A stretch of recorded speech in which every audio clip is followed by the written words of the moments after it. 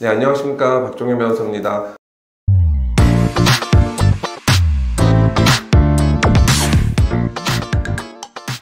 저희가 지난 영상에서 민사재판에서 승소했을 때 반대로 패소했을 때 발생하는 소송 비용에 대한 내용을 다룬 적이 있습니다. 그러니까 민사재판 같은 경우에는 결국에는 패소에 책임 있는 사람이 소송 비용을 부담하도록 함으로써 불필요한 소송을 방지하고, 당연히 승소한 사람은 승소하는 과정에서 발생한 적어도 변호사 비용을 보상케 하는 그런 제도인데요. 이 형사재판에서는 그럼 과연 어떻게 되느냐, 즉 내가 강간죄로 고소를 당했다고 해봐요. 나는 강간을 한 적이 없는데 경찰서에서 갑자기 연락이 와서 당신 강간죄로 조사해야 되니까 경찰서에 출석하시라고 하면 어떤 사람이 그냥 갑니까?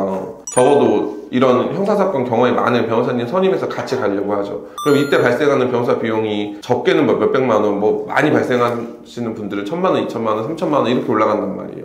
이런 비용을 들여서 결국엔 내가 무죄 판결을 받았어요. 강간을 당했다고 고소한 상대방을 대상으로 해서 손해배상을 청구해야 될까요? 아니면은 무리하게 수사를 진행했던 국가를 상대로 해야 되나요? 이제 이런 문제들이 생기게 됩니다. 저 같은 경우에는 일단 강간이에요? 아니면 중간간이에요? 이런 사건을 보시면 일단은 의뢰인 입장에서 잘했는지 잘못했는지를 떠나서 최악의 상황인 징역이 나오지 않는 선에서도 여러 가지 케이스를 놓고 판단을 해보자, 이런 말씀 드린단 말이에요. 아무래도 요즘 사회가 흘러가는 분위기상 해당 사건 같은 경우는 직업의 특수성도 있었단 말이에요. 그래서 강간이 인정될 가능성이 매우 높았습니다. 다만 중간중간에 의뢰인이 확보하고 있는 자료들 중에는 선물을 주고받은 게 있었어요. 그러면 선물을 주고받았다라고 하는 것은 적어도 강간을 당하진 않았을 개연성이 있지 않겠냐, 수사기관이나 법원에서도 그렇게 판단할 여지가 있단 말이에요. 그런데 이 우리 의뢰인 같은 경우에는 아이폰을 사용하다 보니까 삭제한 카카오톡이 복원되지가 않았습니다, 결국. 그래서 유죄의 가능성과 무죄의 가능성을 놓고 어느 한쪽에 치우치지 말고 수사를 계속 받아보자, 이런 입장에서 수사를 계속해서 저랑 같이 받았었는데, 이 사건은 좀 특이하게 검찰 쪽에서 피해자의 어떤 전화기를 포렌식 복원을 하게 됩니다. 그리고 그 과정에서 우리 의뢰인과 상대방이 주고받았었던 카카오톡 내용들 한 2달치가 전부 다 복원이 되게 돼요.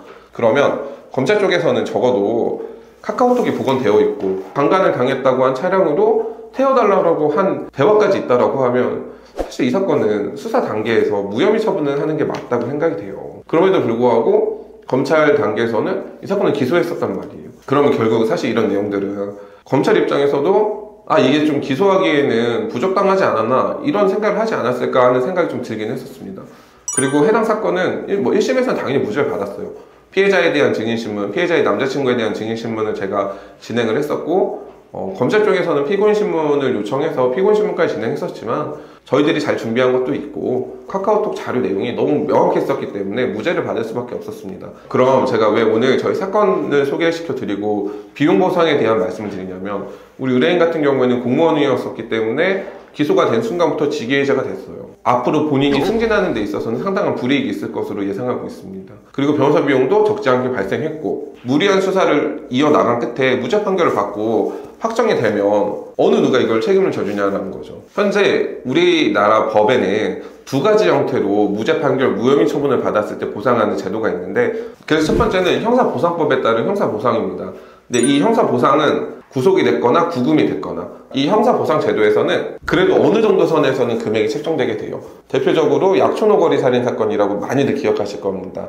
SBS 그것이 알고 싶다에서도 여러 번 방송을 했었고, 해당 형사님이 굉장히 끈질기게 수사를 해서 결국엔 진범을 잡아냈잖아요. 이때 억울하게 누명을 쓰고 결국에는 구속이 되었었던 피해자에게는 보상이 이루어졌습니다.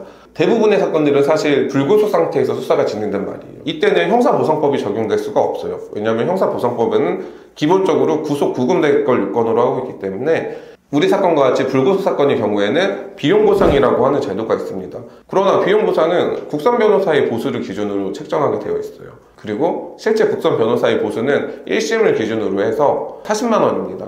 40만 원에 증인신문이나 여러 가지 출장을 갔으면 일부 비용이 추가가 되게 되어 있어요. 그리고 강간, 중강간 이런 사건들 수임료가 굉장히 높아요. 이때 이 보상을 어떻게 해줄 것인지에 대해서는 법에서 정하고 있지 않습니다. 유사 사건들을 살펴봤을 때 검찰이나 경찰에서 무리하게 수사를 했기 때문에 국가를 상대로 손해배상 청구를 한 사건들은 여러 사건이 보여져요. 그러나 대부분은 다 원고 쪽에서 패소하게 되었습니다. 왜냐하면 경찰이나 검찰이 무리하게 수사를 이어갔었다는 걸 입증하는 것은 굉장히 곤란하죠. 내용을 좀 정리해보자면 형사재판에서 무죄나 무혐의 처분을 받았을 때 형사보상이랑 비용보상 제도가 있긴 하지만 현재 있는 제도만으로는 너무 좀 부족하다. 그래서 해당 제도에 대해서는 개선이 시급하다. 그리고 이런 제도들도 있으니 조금 활용하셔라 라는 의미에서 영상을 만들게 되었습니다. 국정감사 기간에 정부가 국회에 제출한 자료에 따르면 형사보상이나 비용보상을 청구하는 인원이 갈수록 줄어들고 있다고 해요.